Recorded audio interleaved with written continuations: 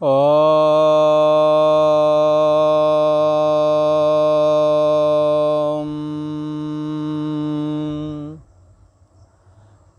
गुरु ब्रह्मा गुरु विष्णु गुरुदेव महेश्वरा गुरु साक्षात् परम ब्रह्म तस्मै श्री गुरवे नमः। योगेश्वर श्री कृष्ण भगवान की जय। ऐं सरस्वत्यै नमः। पूर्व का प्रसंग एक बार स्मरण करते हैं। ये 11वां अध्याय चल रहा है और भगवान श्री कृष्ण अर्जुन को अपना दिव्य स्वरूप जो विराट रूप है, जो विश्व रूप दर्शन है, उसको दिखा रहे हैं। क्योंकि भगवान से पूर्व में भगवान को स्तुति करते हुए अर्जुन ने पूर्व में ये बात कही कि हे भगवान, मैं आपका वो विश्व रूप दर्शन, वो विभूति योग में जो आपने वर्णन किया है उसका दर्शन करना चाहता हूँ। तो यदि मेरे द्वारा देखने में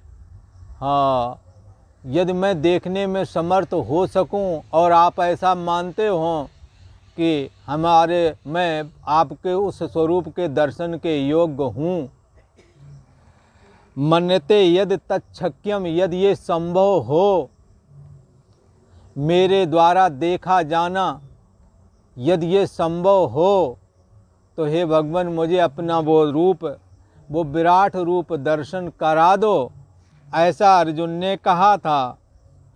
भगवान श्री कृष्ण ने भी कहा, ठीक है हे अर्जुन, तुम हमारे सखा हो, भक्त भी हो और मुझे अत्यंत प्रिय हो, इसलिए मैं तुम्हारे को अपना वो स्वरूप दर्शन कराऊंगा, पर इन चर्म चक्षुओं के द्वारा तुम उसे देख नहीं सकते, इसलिए दिव्यम ददामि ते चक्षु पश्य में योग महेश्वरम।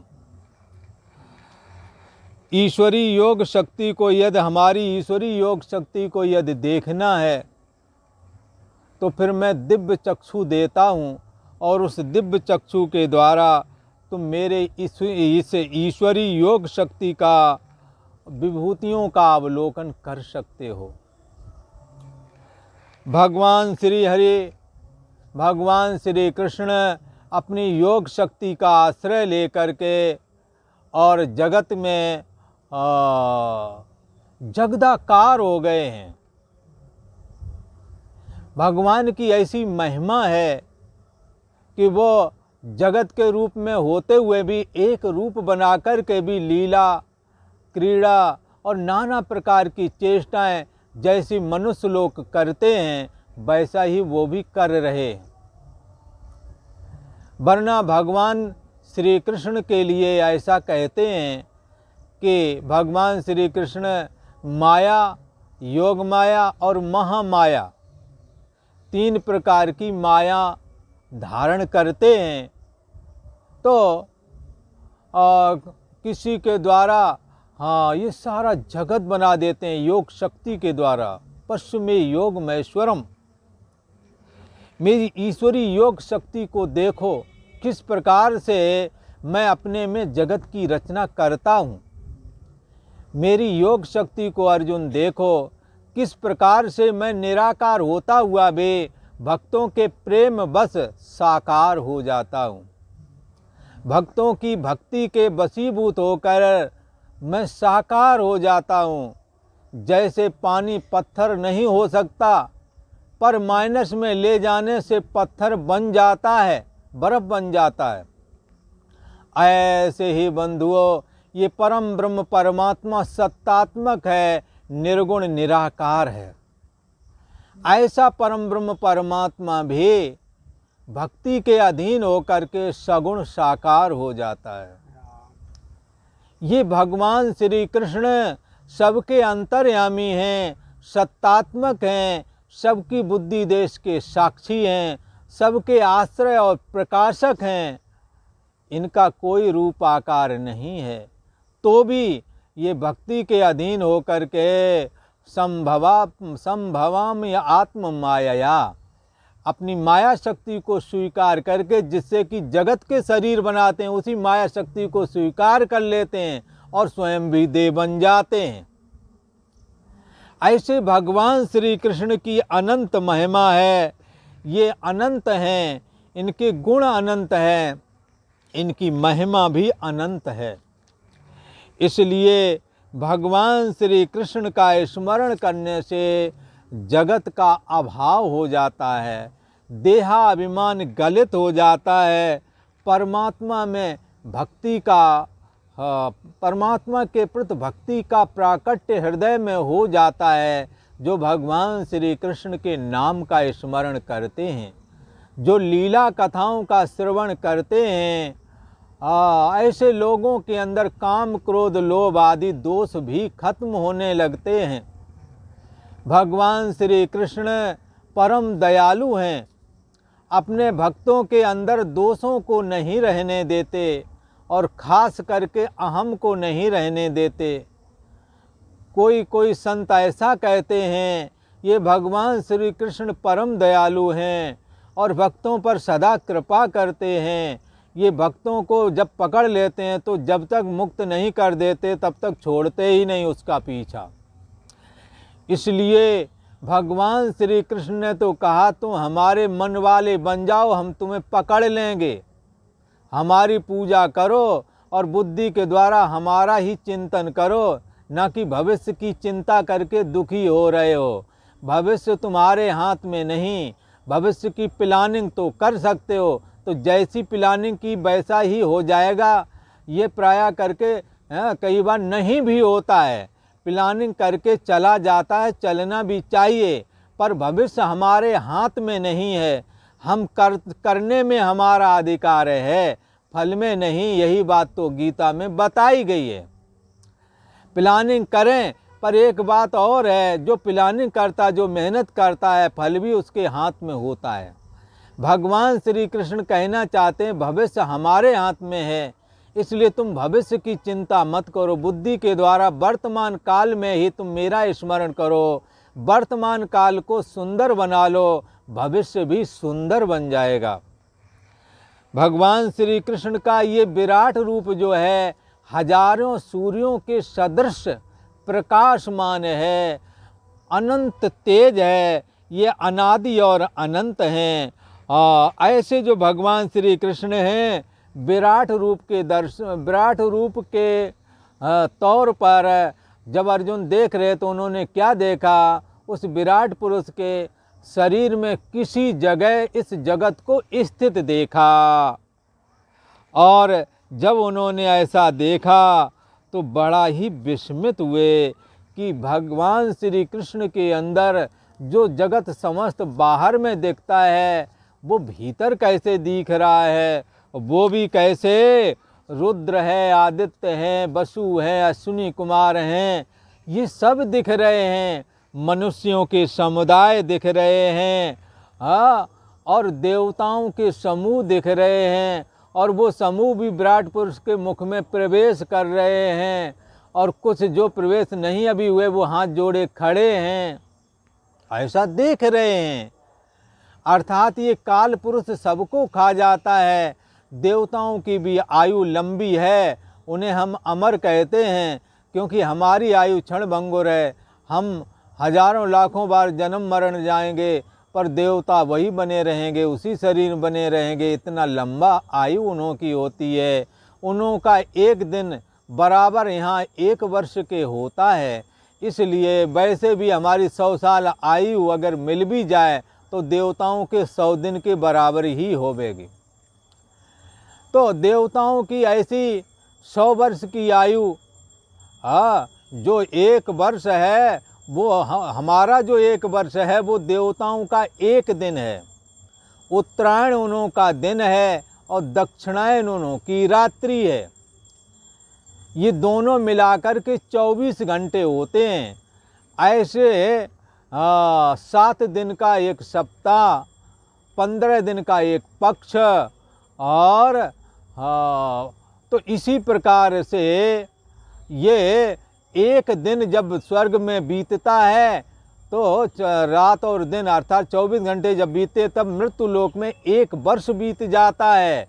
ऐसे देवताओं के 365 दिन का 1 वर्ष होता है। ऐसे 100 वर्ष की आयु रख लो तो देवताओं का जीवन बहुत लंबा हो जाएगा हमारे जीवन से। पर वो हमेशा बने रहेंगे ये बात नहीं। जब उनका वो लंबा जीवन खत्म होवेगा तो वो भी विराट पुरुष के द्वारा, इस काल पुरुष के द्वारा खा लिए जाते हैं, अर्थात आयु खत्म हो जाती है उन्हों की। उसी को यहाँ दिखा रहे हैं कि किस प्रकार से देवता लोग, जिन्हों की आयु पूर्ति हो गई वो तो उनके मुख में प्रवेश कर गए, और जिन्हों की नहीं हुई वो हाथ जोड़े स्तुति कर रहे, भगवान कृपा करो मुझ पर, मैं सदा आपकी शरण में हूँ, मुझे अपनी भक्ति दो, मैं सदा आपके नाम स्मरण में लगा रहूं। नाना प्रकार की स्तुतियां कर रहे हैं, क्षमा याचना मांग रहे हैं। और ऋषि और सिद्ध लोग इस कल्याण हो ऐसा कहकर के नाना प्रकार के स्तोत्रों के द्वारा भगवान श्री कृष्ण जो कि विराट रूप में हैं उनकी स्तुति कर रहे हैं। ये जगत का और संसार का कल्याण हो ऐसा बारंबार बोल रहे हैं। भगवान श्री कृष्ण और अर्जुन के प्रति जो ये वार्तालाप आपस में चल रहा है, भगवान श्री कृष्ण अर्जुन को जो अपना विराट रूप दर्शन करा रहे हैं, ये लाइव घटना सीधा सीधा प्रसारण संजय देख रहा है और वो धृतराष्ट्र को बता रहा है। धृतराष्ट्र ने पूछा, हे संजय आगे क्या और देखा तुमने भगवान श्री कृष्ण के विराट रूप के अंदर, और क्या क्या देखा है। संजय कहते हैं, राजन मैं तुम्हें समस्त घटना को बतलाऊंगा, क्योंकि व्यास जी ने इसी काम के लिए हमें दिव्य दृष्टि दी है। इसलिए मैं सारा का सारा जो वहाँ पर वृतांत हुआ है मैं आपको निवेदन करता हूँ, आप सुनिए। ये गीता का 11वां अध्याय है और 21वां श्लोक है, जिसमें अर्जुन ये बात बता रहे हैं कि भाई अर्जुन तो देख रहे हैं, पर संजय इस बात को बता रहे हैं कि वो अर्जुन ने देखा क्या है। संजय कह रहा है अर्जुन के माध्यम से, श्लोक तो अर्जुन बोले हैं पर संजय सुन रहा, वो धृतराष्ट्र को बता रहे हैं। अमेहि त्वाम सुर संगा विशन्ते केचिद् भीता प्राञ्जलयो गृह्णन्ति स्वस्ते त्वयुक्त्वा महर्षिर्सिद्धसंगा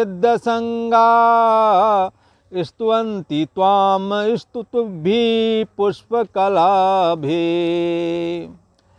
नाना प्रकार की स्तुतियाँ कर रहे हैं और पुष्पकला में प्रशंसा परक बड़ी सुंदर स्तुतियाँ हाथ जोड़ करके ये महर्षि और सिद्ध लोग कर रहे हैं।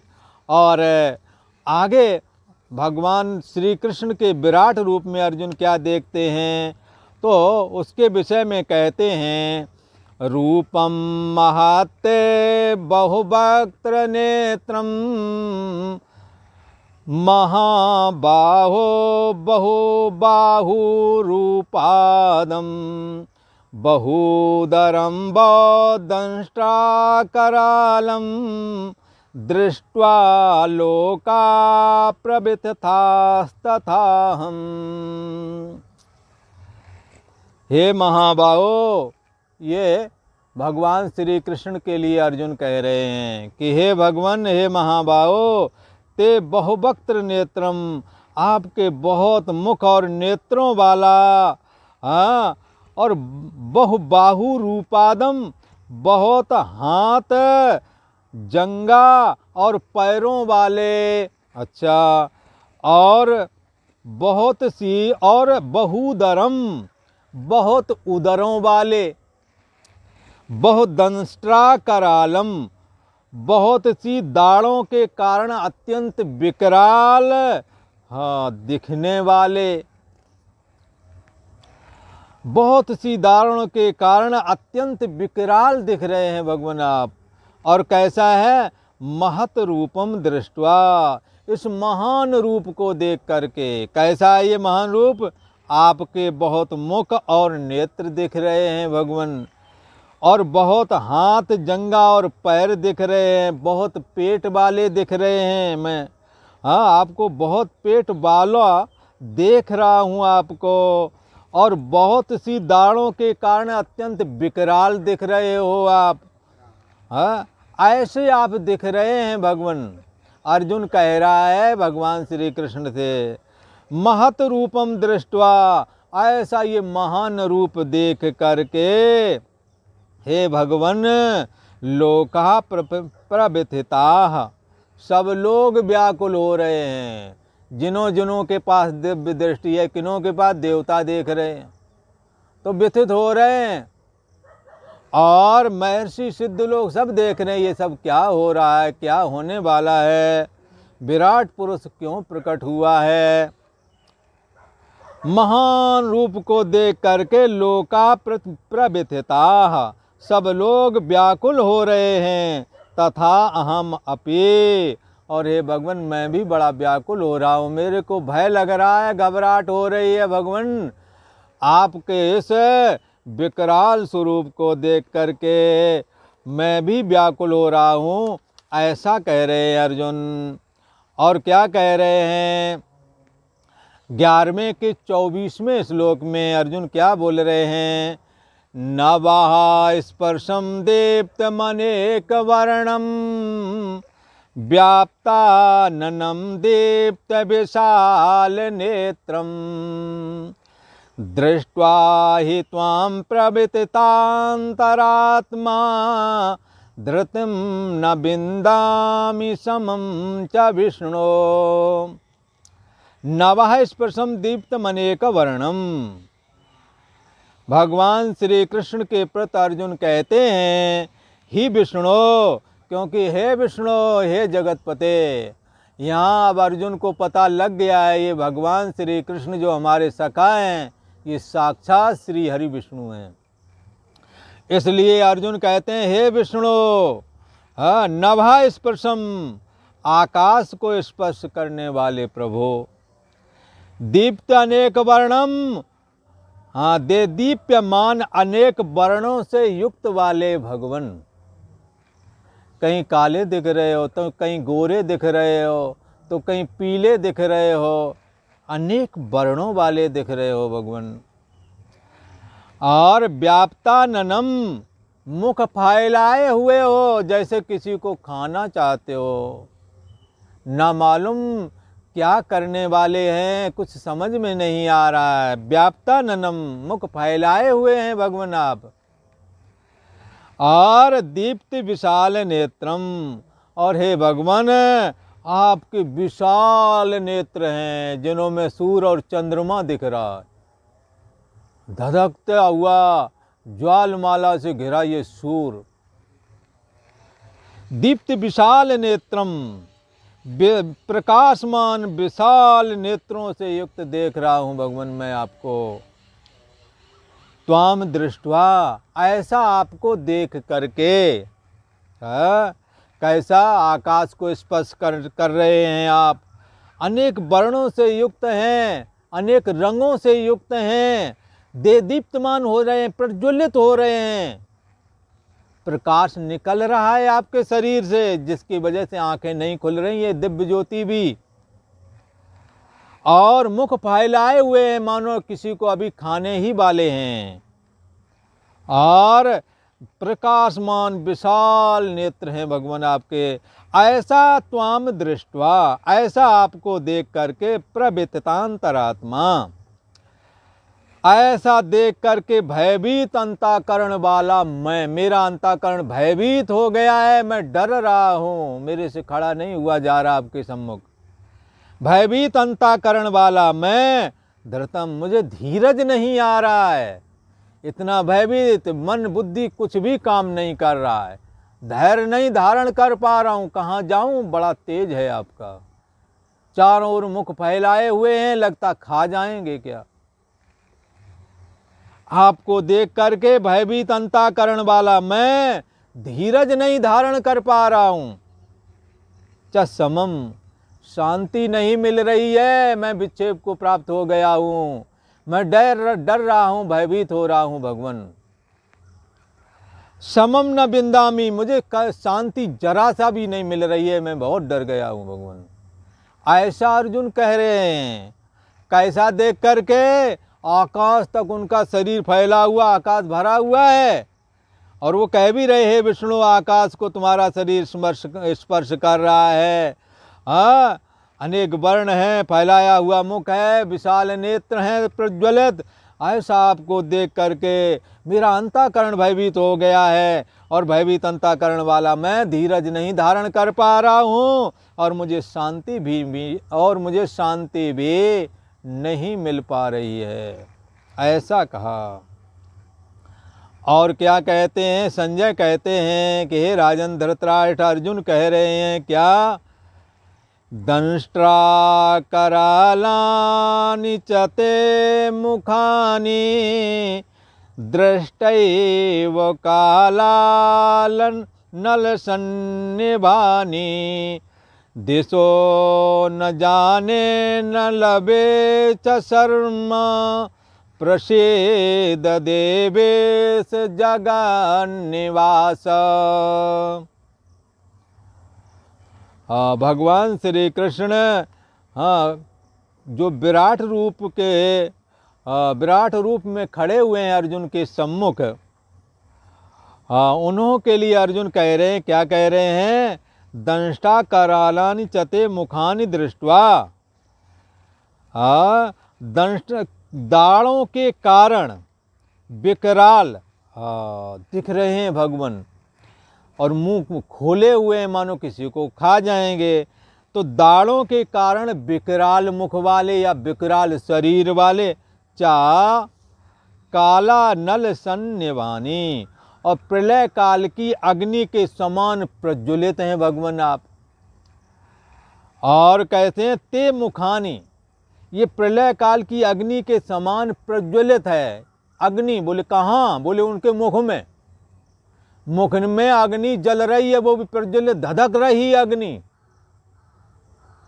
तो प्रज्वलित आपके मुख को देख कर, प्रलय काल की अग्नि के समान प्रज्वलित आपके मुखों को देख करके दिशा न जाने, मेरे को दिशाओं का ज्ञान खत्म हो गया है।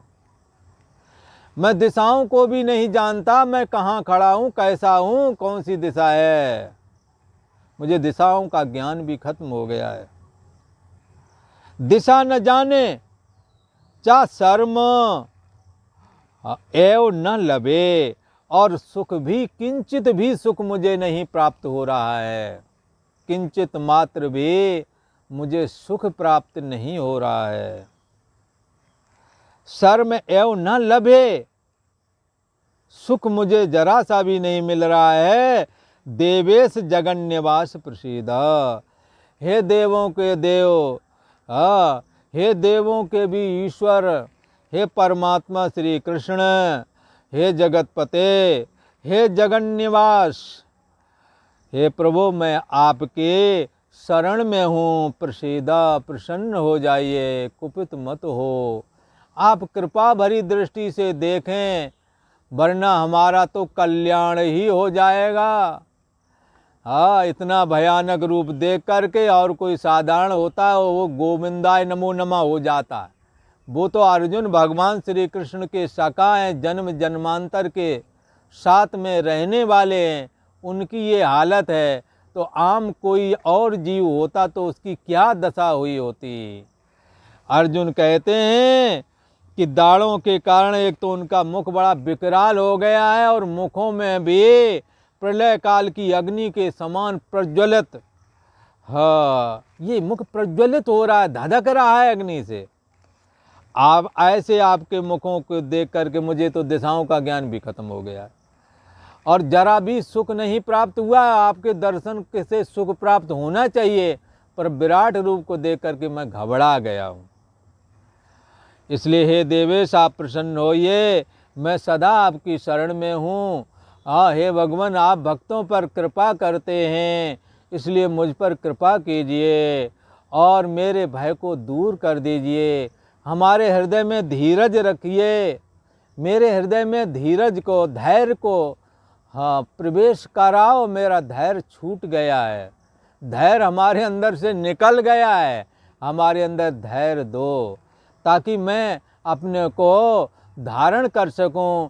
और आपके दर्शन से सुख प्राप्त होना चाहिए, पर सुख नहीं मिल रहा है मुझे, इसलिए कृपा करो, हमारे मन को एकाग्र कर दो, जिससे कि मैं आपका दर्शन करके सुखी हो सकूं।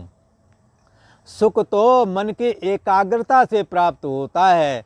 और भगवान श्री कृष्ण के विराट रूप को देख करके अर्जुन का मन चंचल हो गया है, धैर्य छूट गया है, जिसके कारण से अर्जुन को सुख प्राप्त नहीं हो पा रहा है और देख करके घबरा रहे हैं।